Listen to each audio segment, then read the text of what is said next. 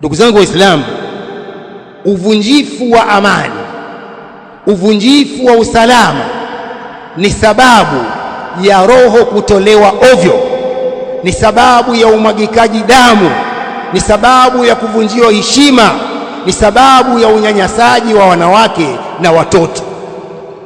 Mahali ikiwa hakuna usalama, hakuna amani, ni sababu kubwa ya madhalimu, waizi, ni sababu kubwa ya kuvunja heshima za watu na kuchukua mali za watu, na sababu ya kuwanyanyasa wanawake na watoto. Ndugu zangu Waislamu, tunatakiwa tulinde amani sisi wenyewe kwa wenyewe, tulinde amani ya nchi yetu, tulinde usalama wa nchi yetu sisi wenyewe kwa wenyewe.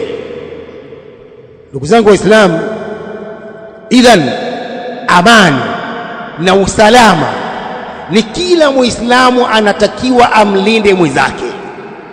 Kila mtu atakiwa alinde nafsi yake pamoja na kuwalinda wenzake.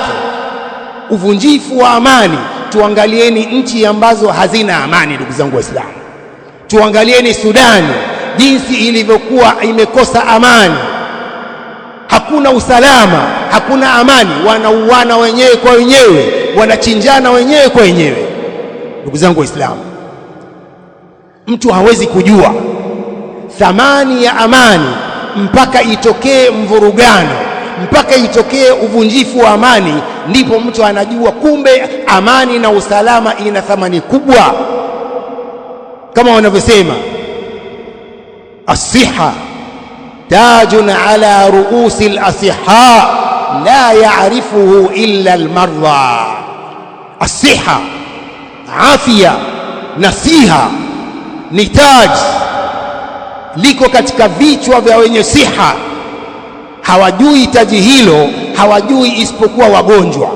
Wagonjwa ndio wanaojua thamani ya uzima, thamani ya afya na siha.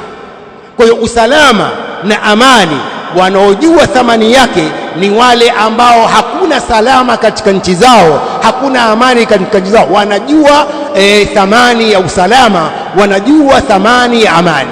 Sisi hatuna uvunjifu wa amani, tuna usalama, hatujui thamani yake. Kwa ndugu zangu Waislamu, tujue kwamba neema hii ya amani, neema ya usalama ni neema kubwa katika neema anazoneemesha Allah subhanahu wa ta'ala waja wake. Lazima tulinde amani, lazima tulinde usalama sisi wenyewe kwa wenyewe.